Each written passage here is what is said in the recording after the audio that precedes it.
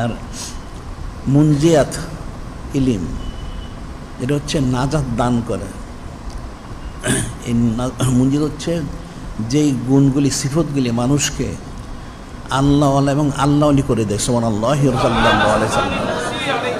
অর্থাৎ যেই সিফতগুলি সে অর্জন করতে পারলে, যিনি খলিক, যিনি মালিক, যিনি রব, মোহাম্মদ, যিনি নূরে মুজাসসাম হাবিবুল্লাহ হুজুর পাক সাল্লাল্লাহু আলাইহি ওয়াসাল্লাম, ওনাদেরকে সে হাসিল করতে পারবে।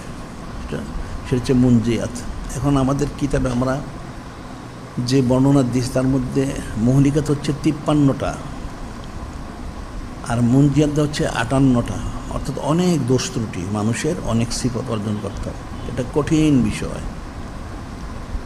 এই প্রসঙ্গে একটা লম্বা হাদিস শরীফ আছে, যে হাদিস শরীফটা হযরত মুআজ বিন জাবাল রাদিয়াল্লাহু তাআলা, যিনি ফকিহুল উম্মত, তিনি বর্ণনা করেছেন। হযরত আব্দুল ইবনে মুবারক রাহমাতুল্লাহ, তিনি এটা মূল বর্ণনাকারী, তিনি বর্ণনা করেন যে সহিহ সনদে বর্ণিত রয়েছেন তাবি রহমতুল্লাহ মাধ্যম দিয়ে হযরত ফকিহুল উম্মত, যিনি বিশিষ্ট সাহাবী হযরত মুআজ বিন জাবাল রাদিয়াল্লাহু তাআলা, ওনার থেকে বর্ণিত। উনি বলেন, একদিন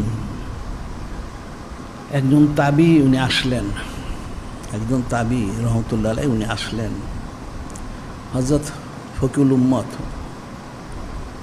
মুআজ বিন জাবাল রাদিয়াল্লাহু তাআলা ওনার কাছে। উনি তো অনেক বড় ফকি, বিশিষ্ট সাহাবী। ওনার কাছে সেই তাবি রহমতুল্লাহ বললেন, হে হযরত ফকিহুল উম্মত রাদিয়াল্লাহু তাআলা, আমি তো আপনার কাছে এসেছি একখানা হাদিস শরীফ শোনার জন্য। খুব মনোযোগ দিয়ে শুনবে, এটা একখানা হাদিস শরীফ শোনার জন্য এসেছি। এমন একখানা হাদিস আপনি বর্ণনা করুন যে হাদিস শরীফখানা আপনি স্বয়ং নিজ কানে নূরে মুজাসসাম হাবিবুল্লাহ হুজুর পাক সাল্লাল্লাহু আলাইহি সাল্লাম ওনার থেকে শুনেছেন। এমন একটা হাদিস আপনি বর্ণনা করুন। সেই তাবির হতে এই কথা বললেন, তখন বর্ণনাকারী বর্ণনা করেন, এটা শুনে হযরত ফকিহুল উম্মত রাদিয়াল্লাহু তাআলা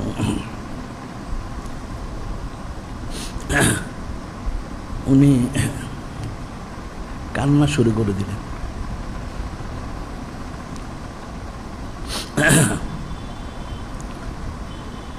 তিনি অনেকক্ষণ কাঁদলেন।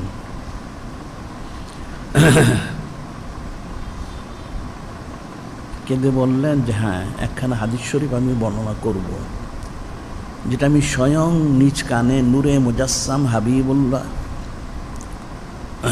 হুজুর পাক সাল্লাল্লাহু আলাইহি ওয়াসাল্লাম ওনার থেকে শুনেছি। সেটা হাদিস শরীফখানা অনেক লম্বা বর্ণনা, যে নূরে মুজাসসাম হাবিবুল্লাহ হুজুর পাক সাল্লাল্লাহু আলাইহি ওয়াসাল্লাম তিনি ইরশাদ করলেন, হে হযরত মুআজ বিন জাবাল রাদিয়াল্লাহু তাআলা, আপনি শুনে রাখুন, যিনি খলিক, যিনি মালিক, যিনি রব, মহান আল্লাহ পাক, তিনি আসমান এবং জমিন সৃষ্টি করার পূর্বে 7 জন হযরত ফেরেশতা আলাইহিস সালাম ওনাদেরকে সৃষ্টি করলেন, করে ওনাদেরকে 7টা দায়িত্ব দিলেন, 7 আসমানের। সেটা কি, সেটি তিনি বর্ণনা করতেছেন যে প্রথম যিনি ফেরেশতা আলাইহিস সালাম, ওনার দায়িত্ব দেওয়া হলো প্রথম আকাশের।